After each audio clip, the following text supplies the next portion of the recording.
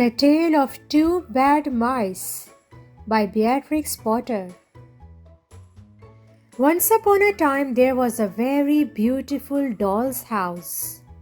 It was red brick with white windows, and it had real muslin curtains and a front door and a chimney. It belonged to two dolls called Lucinda and Jane. At least it belonged to Lucinda, but she never ordered meals.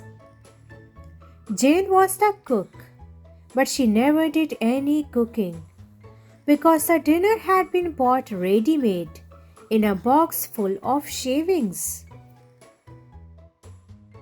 There were two red lobsters and a ham, a fish, a pudding, and some pears and oranges. They would not come off the plates, but they were extremely beautiful. One morning, Lucinda and Jane had gone out for a drive in the doll's perambulator. There was no one in the nursery, and it was very quiet. Presently, there was a little scuffling, scratching noise in a corner near the fireplace, where there was a hole under the skirting board. Tom Thumb put out his head for a moment and then popped it in again. Tom Thumb was a mouse. A minute afterwards, Hunca Munca, his wife, put her head out too, and when she saw that there was no one in the nursery, she ventured out on the oilcloth under the coal box. The doll's house stood at the other side of the fireplace. Tom Thumb and Hunca Munca went cautiously around the hearthrug. They pushed the front door. It was not fast. Tom Thumb and Hunca Munca went upstairs and peeped into the dining room. Then they squeaked with joy. Such a lovely dinner was laid out upon the table. There were tin spoons and lead knives and forks and two dolly chairs, all so convenient. Tom Thumb set to work at once to carve the ham. It was a beautiful shiny yellow streaked with red. The knife crumpled up and hurt him. He put his finger into his mouth.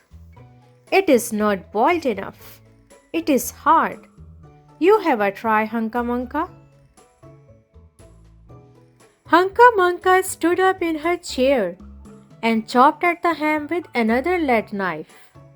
It's as hard as the hams at the cheesemonger's, said Hunca Munca. The ham broke off the plate with a jerk and rolled under the table. Leave it alone, said Tom Thumb. Give me some fish, Hunca Munca. Hunca Munca tried every tin spoon in turn.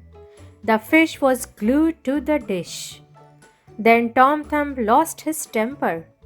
He put the ham in the middle of the floor and hit it with the tongs and with the shovel.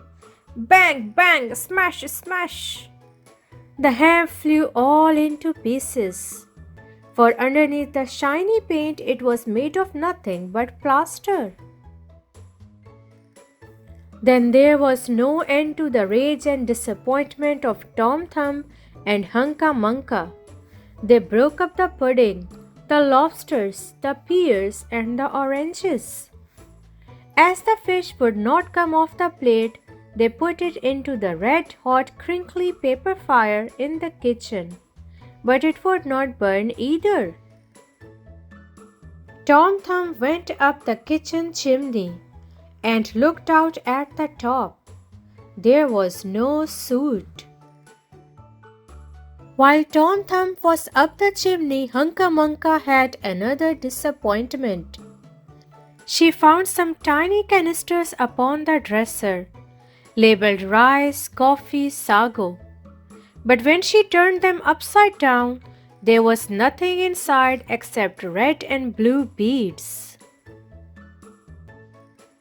Then those mice set to work to do all the mischief they could, especially Tom Thumb.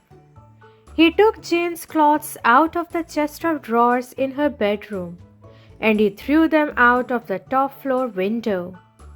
But Hunca Munca had a frugal mind. After pulling half the feathers out of Lucinda's bolster, she remembered that she herself was in want of a feather bed. With Tom Thumb's assistance, she carried the bolster downstairs and across the hearthrug. It was difficult to squeeze the bolster into the mouse hole, but they managed it somehow. Then Hunca Munca went back and fetched a chair, a bookcase, a birdcage, and several small odds and ends. The bookcase and the birdcage refused to go into the mouse hole. Hunca Munca left them behind the coal box and went to fetch a cradle. Hunca Munca was just returning with another chair when suddenly there was a noise of talking outside upon the landing.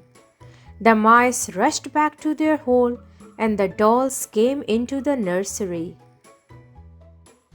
What a sight met the eyes of Jane and Lucinda! Lucinda sat upon the upset kitchen stove and stared, and Jane leant against the kitchen dresser and smiled, but neither of them made any remark. The bookcase and the birdcage were rescued from under the coal box, but Hunca Munca has got the cradle and some of Lucinda's clothes. She also has some useful pots and pans and several other things. The little girl that the doll's house belonged to said, "I will get a doll dressed like a policeman." But the nurse said, "I will set a mouse trap." So that is the story of the two bad mice. But they were not so very naughty after all, because Tom Thumb paid for everything he broke. He found a crooked sixpence under the hearthrug, and upon Christmas Eve, he and Hunca Munca stuffed it into one of the stockings of Jane and Lucinda.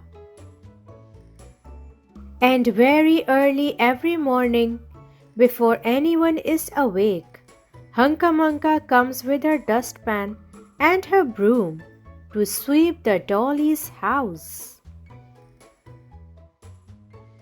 The end.